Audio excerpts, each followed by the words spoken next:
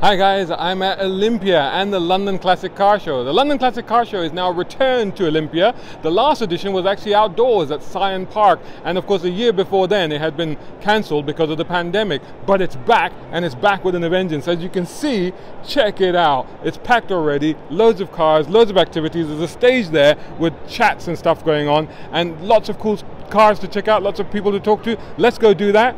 Stay tuned. Brown car guy.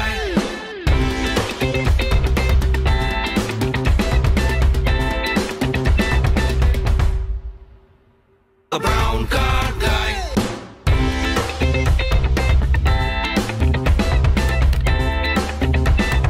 Brown car guy. Good afternoon, I'm Patrick Sayen, Belarus Classics from Belgium, and since 5 years we create our Bentley Specials as a coach building company based on original Bentley donor cars, which we transform to what you see here, Bentley Specials. So you recreate the body, so these are basically inspired by the 1920s Bentleys, but so what's the donor? What do you use for this? It's a Mark 6, Bentley Mark 6. And what era is that? It's 4853. So you're talking about basically a 20s car that has 50s running gear. Yep, we try to improve them to improve safety, reliability, and comfort. So we add like heat seating. We try to improve a little bit the suspension. We try to make life more easy driving a car of this age. Yeah, it's not easy to drive a 1920s Bentley, is it? No, that's real. But in fact, the people are always surprised when they drive it. It feels so comfortable and so like it's almost like a daily used car. We have 4 models, which you can find on the Belarus Classics website. The 4 models. First model is a 2-seater, and we have a second version of it, which is a Peking to Paris version, specially prepared for heavy rallies, like the Peking to Paris rally. And then the second model is like a copy of the Speed 6, what you see here, including the blower. Including the blower at the front, is very iconic. And then we have a 4th model, which is a racer, a 2-seated racer. All our cars have a very easy closing soft top, which makes life more easy, and it's good for the relation between women and men driving together. Very good. Tell me this, how long does it take to make one of these? Depends on the model, between 12 and 15 months, between 250 and 312,000 euro ex VAT. These are the actual prices. These are all made in Belgium? Yep. It's a combination of partnerships we have in England, in Holland, in Poland for the metalwork, the bodywork, because you cannot find these workers in Belgium anymore, neither in Holland or Germany. It's really so specialized tool working, and but all the rest, like the mechanics, are done in Belgium. Brown car guy. Thanks, Mr. Brown Car Guy. My name's Jamie Simpson, and I collect 1930s and 40s American classic cars. My great love is Art Deco, so I've been hunting this one down for about 8 years before I finally managed to get it, and that's the story. It's amazing. It looks like something out of a cartoon, doesn't it? It's got that sort of sleek lines about it. It does look like something out of a cartoon. That's part of the reason I love it. It's sort of a magical car. I always wanted a 39 Lincoln. It was one of my cars. I've got a whole list of cars that I must own, and this was high up on there, and I waited, I'd say, 8-9 years before I could get it. Yeah. So what exactly is it? What Lincoln is it? So this is a 1939 3-window coupe. They made just under 2,000 of them, but a lot of them were chopped and turned into different cars, and so there's not many original ones. And so this is original? Yeah, I personally only wanted original cars. So this was in a museum for 50 years, and I bought it from the Walt Disney Museum. Well, second owner from a Walt Disney Museum. Oh wait, this was in a Walt Disney Museum? Yeah, it was under, there's a very famous plane, the biggest plane in the world, Howard Hughes's Goose, I think it's called, and this was a prop that was under one of the wings, and then some rich Middle Eastern royal family bought it to put in their collection, and it was lost for 25 years. It was just stuck in a dry storage place. Nobody saw it. Where was that? In Saudi or where? No, it was in the UK. He had I think something like 30 or 40 cars in the UK, and when it came up for sale, everybody knew I wanted one, and they phoned me straight away. Oh wow! Oh, that's awesome. So what else have you got? You said you've got a number of these type of cars. I've got a 49 Cadillac, I've got some other 30s Fords, I've got just bought a 58 Corvette, which was one owner from you. Some lady bought it when she graduated from school when she was 19. She drove it less than 1,000 miles a year, and so I bought it completely original. It's only done 40,000 miles, and so I just got that as my latest acquisition. But my passion is 30s American cars. So do you actually drive these as well, or just bring them to shows? No, I drive them every week. Every week I drive this down the pub with my mates, and we go and have a pint, and then I drive it home. So cars are for driving, no? You know, so why this particular era of American cars? I just think I don't think it's a car, I think it's a work of art. If you ask me, they wouldn't build a car like this nowadays because there's so much. It's for a two-seater sports car, it's a V12 car. They just wouldn't make cars like this nowadays. It's so impractical. But this particular one had a lot of firsts. So it was the first one to have the headlights in the actual car as opposed to outside the car. It's the first ever streamlined car, allegedly. So it was actually quite groundbreaking when it came out, a bit like the Tesla is today, I guess. What does it take to run these? I mean, can you get parts and stuff for them, or? Well, it's a Ford, so yeah, you could get parts very easily. And there's a friend of mine is actually a Lincoln specialist, so but I bought this exactly as it is. The only thing I did was recommission it because it hadn't been driven for 50 years, and it as soon as I started it, just drove like perfectly. It's great to drive. Apart from the fact it's got no power steering or power brakes or anything like that, but it's just lovely to drive. Awesome, man. One day I want to have a go in one of your cars. You can anytime. Mikasa Sukas. Mika Suka. Thanks very much, Mr. Brown. Thank you. See ya. Brown car guy. So one of the things that they're celebrating here at the London Classic Car Show is 60 years of the Porsche 911, and they've got a stand right here celebrating that with the latest car here. Well, I say latest, but that's been out for a couple of years already.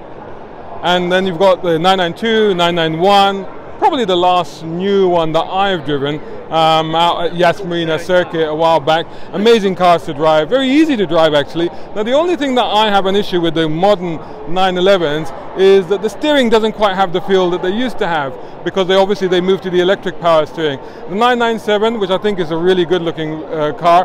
The 996, which the scrambled egg design wasn't very popular, and to be honest, really departed from the 911 feature styling that is so evocative and famous, and is not one of my favorites, if I have to be honest. It's pretty startling in this yellow, and I wouldn't begrudge anyone owning one, but that's not something that I like.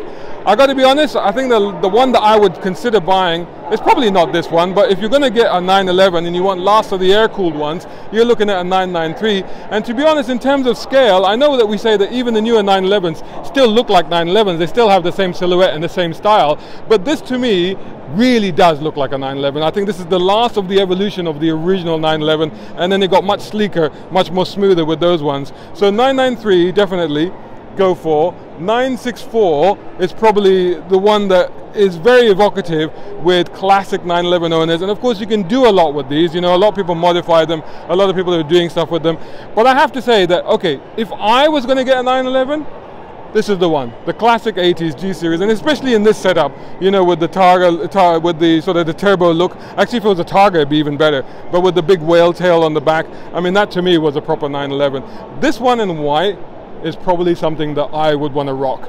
So one of these, a Targa with the turbo look, doesn't have to be a turbo, but with the turbo look in white, 80 special, that would be me. But then if you want to go purity and you want to go original, then obviously you want to go for the original car, the 901, and you might have seen one of these recently in Top Gun Maverick.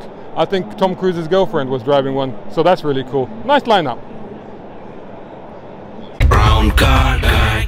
Hi, I'm Lulu Ferrari, and this is my 355 Spider, and I've had her for 16 years, and it's really special for me to be here because I came here 35 years ago as a little girl, and it was my dream to have a Ferrari, and to come back here now with my own car on display is very special. You've gone full circle, isn't that amazing? Is your name actually Lulu Ferrari? I'm about to change it to Lulu Ferrari, even though the kids are not very happy about that. But yeah, I mean, I go by Lulu Ferrari. That's awesome. So what is your connection with Ferrari? It just goes back to that time when you came here as a little girl?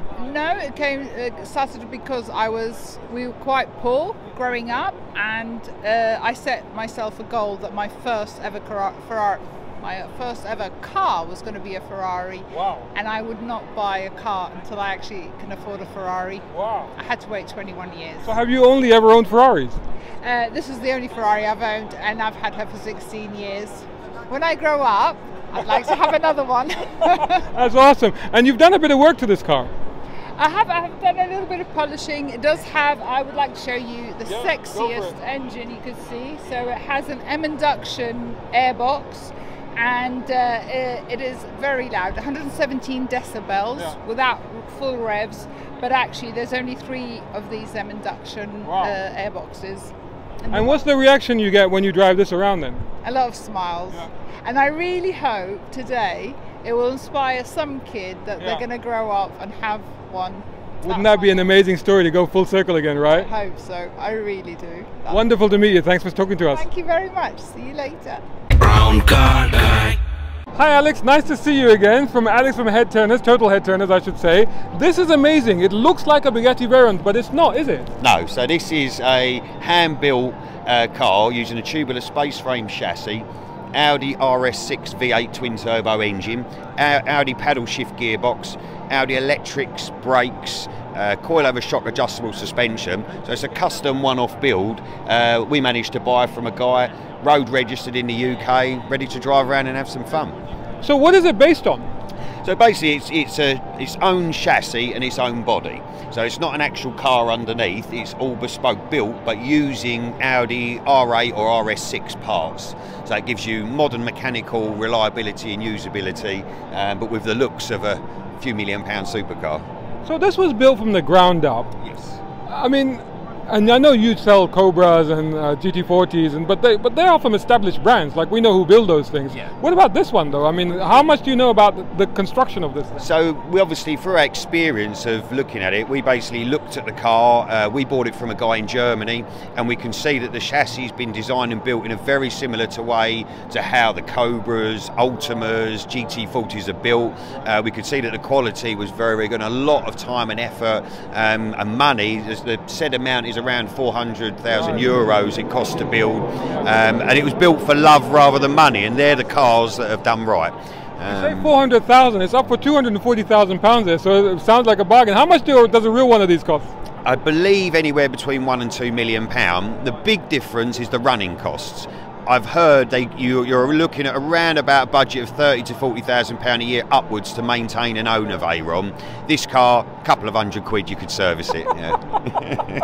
But how many people has it fooled today? Because from a distance it looks amazing. I think we've wrote in big letters the word replica next to it to make sure people understand. But when we drive it around, no one it's not even in their mind there's such a thing. Yeah. So everybody just assumes it's a... It's the first one I've seen. How fast is it? Very. The engine, I believe, is somewhere between 500-600 horsepower plus, and the car probably only weighs 1,100-1,200 kilos. Brown car guy. Good to see you again, Sam. You brought another amazing truck to this event, and I thought I had seen it before, but I haven't. Tell me all about this vehicle. This is a 1940s GMC cab over engine, COE, all modernised. It was expertly built by a gentleman called Tom Parry up in Preston, who did all the body work as it was going to be his shop truck, but he sold it. And I found the guy who he sold it to, who happened to put it up for sale again, and I bought it. And since I bought it, I've replaced everything underneath the vehicle. I've put new suspension on it. I've put Willwood disc brakes round, upgraded the gearbox, and I put Willwood brakes on the front discs as well. Put the new old stock visor on. I had to amend that to get it to fit, and I keep it nicely polished. And thanks, Tom, for building such a great truck. Yeah. And I've seen it a lot on social media, which is why I thought I'd seen it before. Yeah. But you're really using it. It's really getting out and about, isn't it? Yeah. Well, I drove 100 miles to get here today, and of course it rained. Yeah. Right. So yeah, I do use it. And how is it to drive?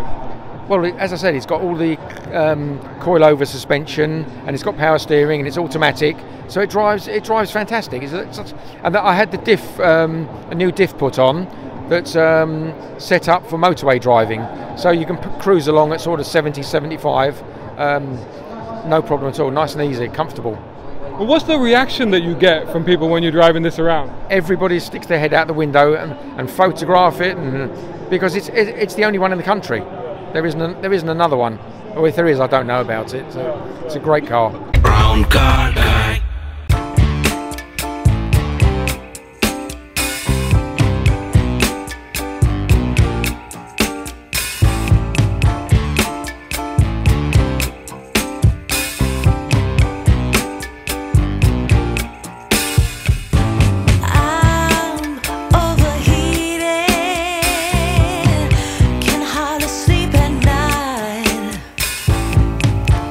Doing crazy dreaming.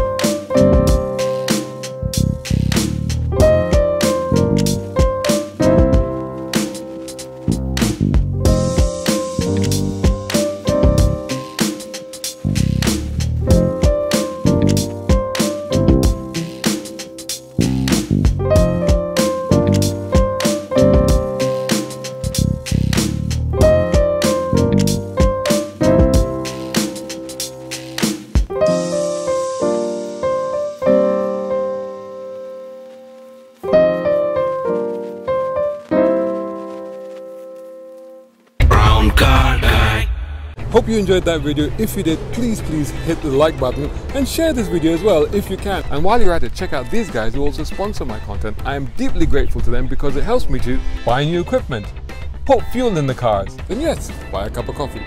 You can do the same. Just go here or right here on YouTube. Just hit these 3 little dots down here and click on thanks. Make sure you're signed in first. My content is free, but this is how you can help me keep it that way. I may even send you a gift. Oh, by the way, watch this next.